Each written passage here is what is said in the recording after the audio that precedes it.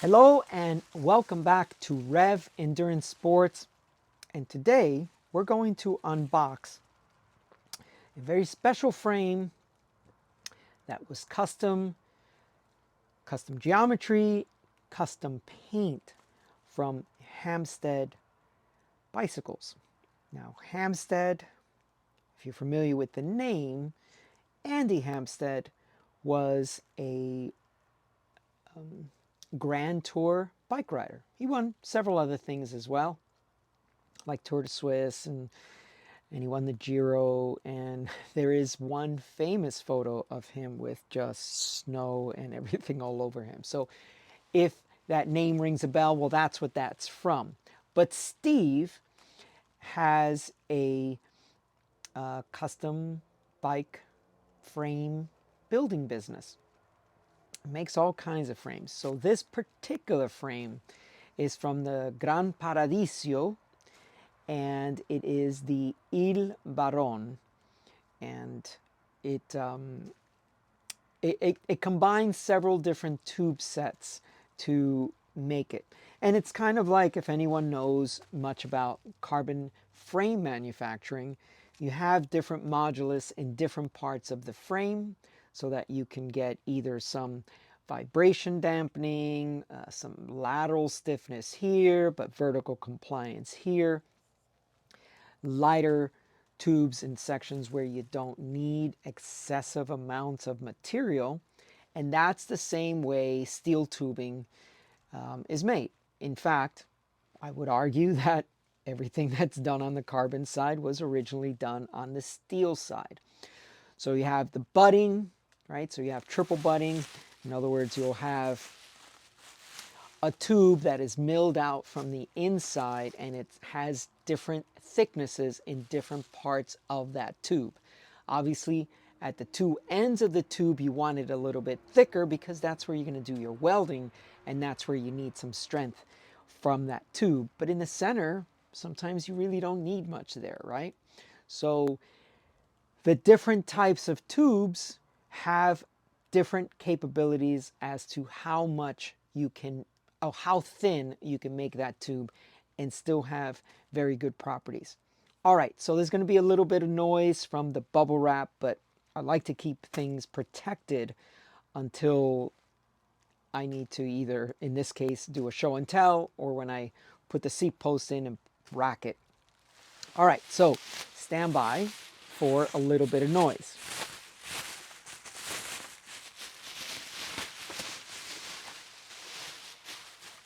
All right, so this is the frame, and I hesitate to give it a frame size because there are, for example, a head tube that's quite large, top tube that is quite short, and then you have a standard kind of seat tube here. But just take a look at this paint job. And from what I was told, they are all unique. So you have the same, let's say, colors, right? The yellow and the red and the blue, and of course the white as your base coat, but they're all individually done. Now, make sure you take a look at that head badge. So it's not a decal, it's an actual head badge. And the Chris King headset's already pressed in, so you can see that there. And this was a little awkward, so just allow me a little bit of latitude there. So, and then something else that is just a nice little touch. These cable adjustments, they have a nice serrated edge to them. So that'll be nice as the years wear on and it gets a little bit harder to turn those. But I lube those. I put grease on the threads, and I try to make sure that that is very, very long-term protection.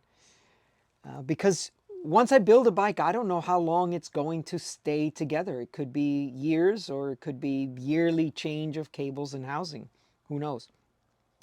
So we have a standard threaded bottom bracket there. And we can talk about the components that are going to be used. In this case, this is going to be a Praxis bottom bracket and crankset. But I just think, and when you see this out in the sun, the pearl white paint is just amazing. So yes, it is a rim brake frame. So you can see that there. And the customer wanted a standard rim brake frame. Let's talk a little bit more about the customer. I think this is either the third or fourth bike I have built for him. There was a Haley titanium bike that you could find in my back catalog. There was a Calfee that I built for him at one point. I mean, there's just several bikes that I've built for this gentleman, and he comes to me. I'm the only mechanic that he trusts to build his bikes. And and the crazy thing is, when I build his bikes, he's off on an adventure and I don't get to see the bike. And you know, bikes need adjustment when it's a brand new build within a short time frame. But yeah, I don't have the opportunity to do that. But he says, yeah, these builds, the builds that you have done for me have just been excellent. And so I'm bringing you back the business. And I appreciate that, sir. But we have a, let me see if I can get the tubing for you just a sec. So I'll read you the description just so you know, because they make the tube sets and the way they put them through the frame depending on the purpose of the rider, or the rider, what they want to use it for. Let's just say sprinting or climbing, right? So they'll vary the tubes and like I said before, the butting. So in this case, they call it the light to medium weight steel frame using Columbus Spirit and Spirit / HSS light or max tubing. And then of course 27.2 as we mentioned before, 31.8 for the clamp here, and then King or White Industries headset, and then there's a fork that I need to get out of the box still. But so where does the Spirit tubing sit on the Columbus lineup? So it sits just below the XCR, so the stainless tubing. And some of you have seen my Tomasini X-Fire, which is an XCR, so seamless. In other words, it's not a tube that you take and then weld it underneath. So it's called seamless tubing. It's drawn that way. And in particular, the Tomasini, the tubing is drawn specifically for them. This is not about my Tomasini. There are videos on my channel already for that. But it's just to give you some kind of hierarchy of where this sits in the tube sets. The XCR, and actually at some point we need to have this discussion as well. There is another tariff proposed, or maybe it's the same one, 50% tariff on steel and aluminum, things used for steel and component manufacturing, a 50% tariff.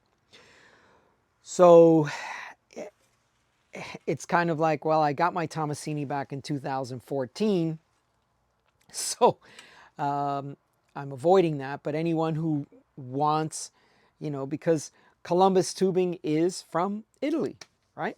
I mean, you're going to manufacture in this case, here in Seattle.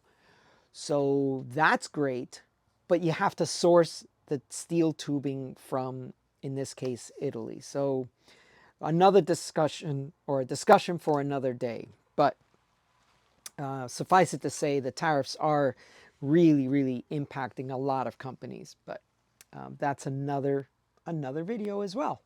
All right. So, excuse me, we're going to build this with Shimano, and we're going to build it in a very traditional sense, right? Just standard brake calipers. The Praxis crankset just allows a lot of chainring chain ring options. We're going to build it with some Ritchie componentry, like a handlebar. And I will actually do another video with either the componentry or when the bike is completely assembled. But I'm really looking forward to building this. It's a beautiful, beautiful bike. And let me show you the fork here in just a second. All right, so now we complete the picture with the fork on there.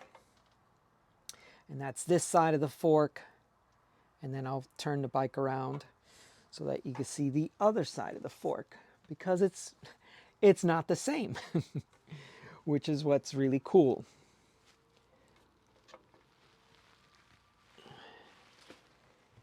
And there you go. So the blue and the red are reversed, in case you didn't notice that. Also, the brand logo is kind of like a script instead of, block letters or something like that. So it's just going to be a real treat to build this bike. And I am really looking forward to it. And the eagle eye amongst you might have noticed that this has a detachable rear derailleur hanger. There are a lot of folks that often question on a Ritchie Road Logic, why is that hanger not replaceable? Generally speaking, on steel frames, because they have it's not the type of material that'll snap if you have to adjust it, right? So if you've crashed and you've kind of bent in the hanger, you can bend it back, and you generally do not have any issues with the hanger from the frame breaking off. So that's why Ritchie Road Logic frames just don't have a detachable hanger.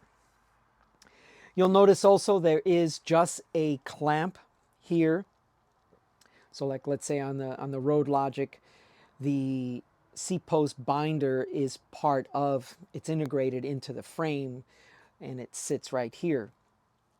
But this has just a regular clamp. So you have a clamp here, you have a detachable hanger there, you have a clamp on, which is pretty standard for steel frames anyway, but you have a clamp on here.